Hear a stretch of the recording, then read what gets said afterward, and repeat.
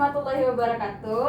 Waalaikumsalam warahmatullahi wabarakatuh. Sebelumnya, perkenalkan saya Yunisha Betrais dari mahasiswa Prodi D4 Keperawatan Anestesiologi Universitas Aisyah Yogyakarta. Baiklah, di sini saya akan melakukan penyuluhan SAP tentang cara mengurangi ansietas atau kecemasan kepada teman-teman SMA 28 Jakarta. Di sini saya akan membagikan leaflet terlebih dahulu tentang cara mengurangi ansietas kepada teman-teman. Jadi di sini nanti terdapat beberapa poin yang dapat mengurangi ansietas tersebut.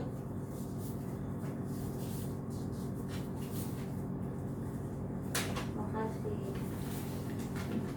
Baiklah, di sana terdapat beberapa poin yang akan saya jelaskan di lampiran materi yang akan saya bawakan ini. Jadi pengertian ansietas itu sendiri yaitu menurut Kamus Kedokteran Dorland, kata kecemasan atau disebut dengan ansietas adalah keadaan emosional yang tidak menyenangkan. Nah, berupa respon-respon psikofisiologis yang timbul sebagai antisipasi bahaya yang tidak nyata atau khayalan. Tampaknya disebabkan oleh konflik intrapsikis yang tidak disadari secara langsung. Nah, tingkat kecemasan dibagi beberapa bagian. Tingkat kecemasan itu sendiri ialah suatu rentang respon yang membagi individu apakah termasuk cemas ringan, sedang, berat, atau bahkan panik. Nah, beberapa kategorinya itu dijelaskan seperti berikut. Yang pertama yaitu kecemasan ringan. Kecemasan ringan ini berhubungan dengan ketegangan yang menyebabkan individu tersebut menjadi waspada dan meningkatkan lapangan persepsinya. Nah, yang kedua, kecemasan sedang. Seperti yang kita ketahui, kecemasan ini memungkinkan individu untuk berfokus pada suatu hal yang penting dan mengesampingkan hal yang lainnya yang menurut dia tidak penting. Lalu yang ketiga yaitu kecemasan berat. Kecemasan berat ini sangat mengurangi lapang persepsi individu.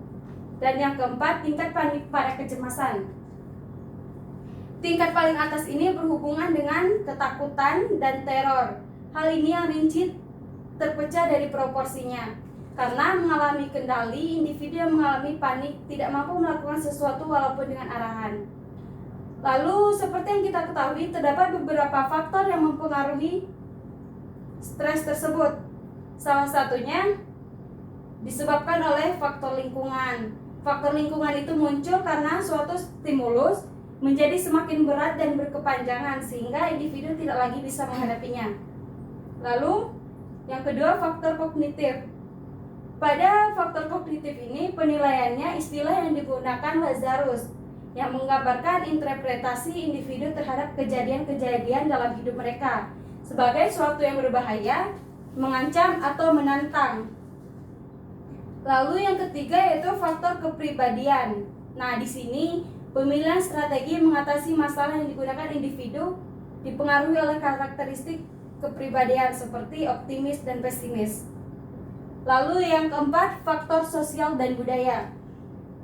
Akulturasi mengacu pada perubahan kebudayaan yang merupakan akibat dari kontak sifatnya terus-menerus antara dua kelompok atau tiga kebudayaan yang berbeda. Nah, poin yang keempat yaitu tanda dan gejala cemas. Sebenarnya tanda dan gejala anxiety disorder tergantung pada jenis gangguan kecemasan seseorang tersebut.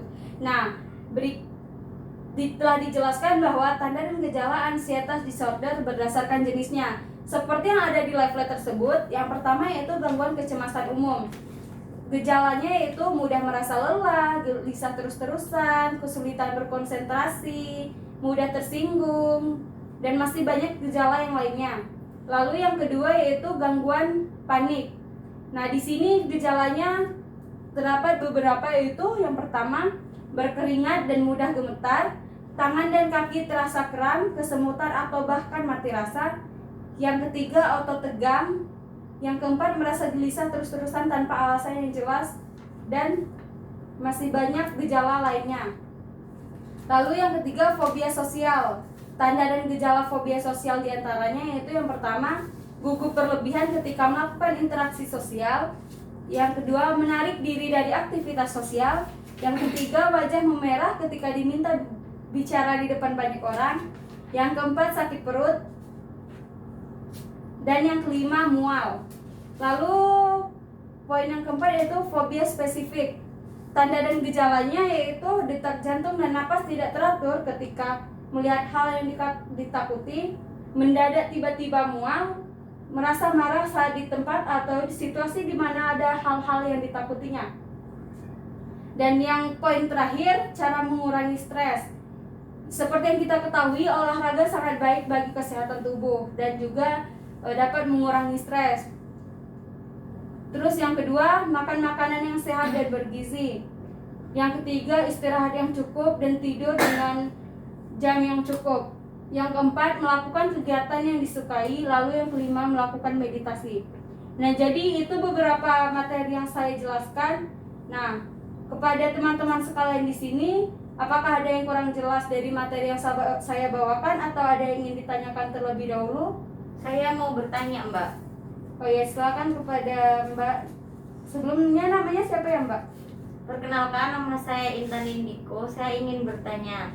Saya tuh sering merasa takut dan khawatir berlebihan gitu, Mbak, dan kurang Ya. konsentrasi.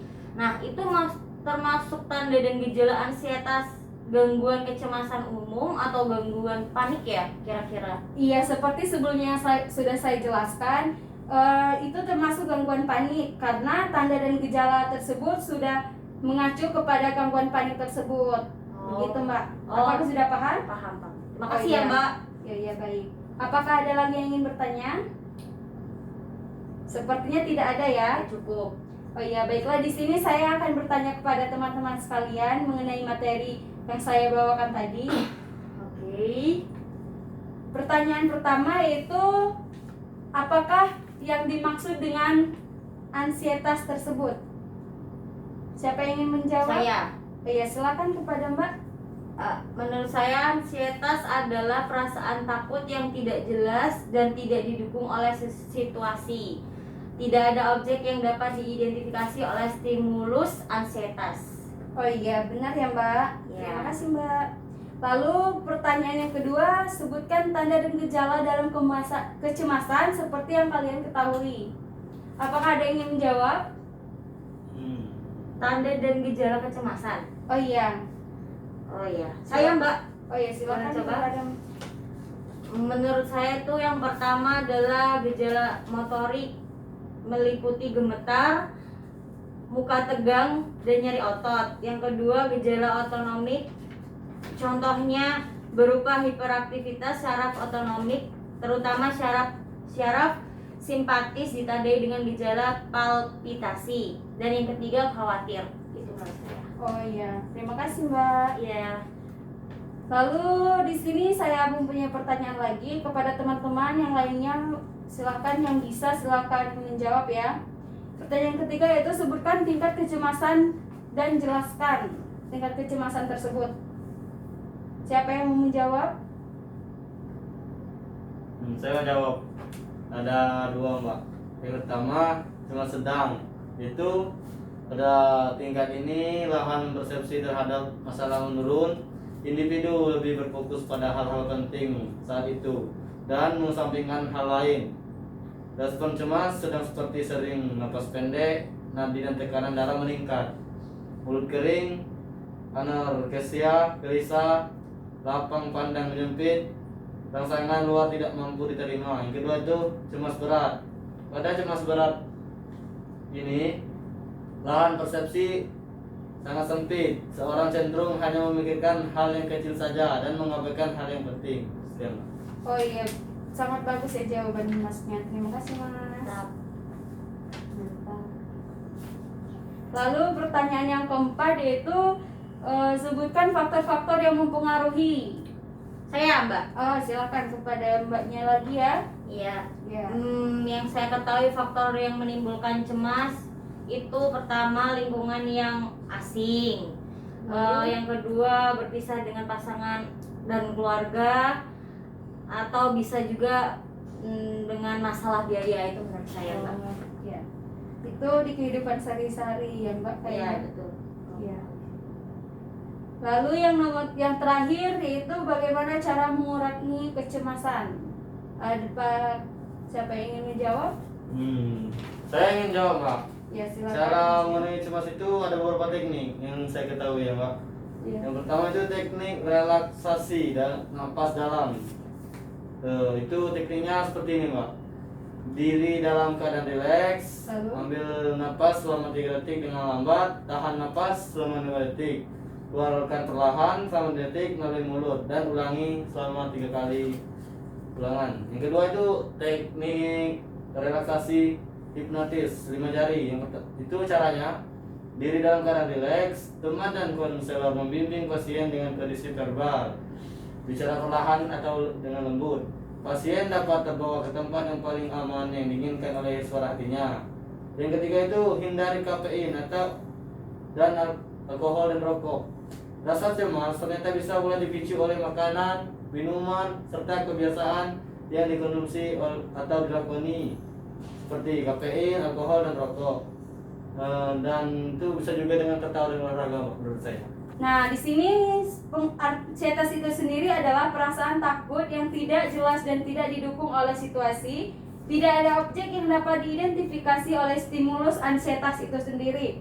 Lalu tingkat anxietas itu terbagi menjadi 4, yaitu cemas sedang, cemas berat, cemas ringan, dan cemas panik.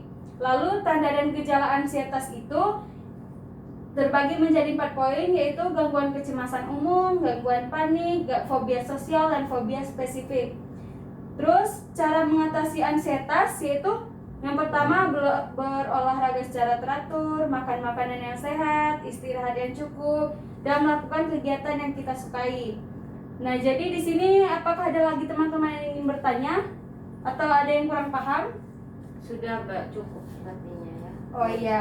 Kalau begitu, sekian penyuluhan yang saya berikan kepada teman-teman sekalian. Semoga bermanfaat untuk kedepannya. Amin. Terima kasih kepada teman-teman karena sudah ikut berpartisipasi. Ya. Betul tuh.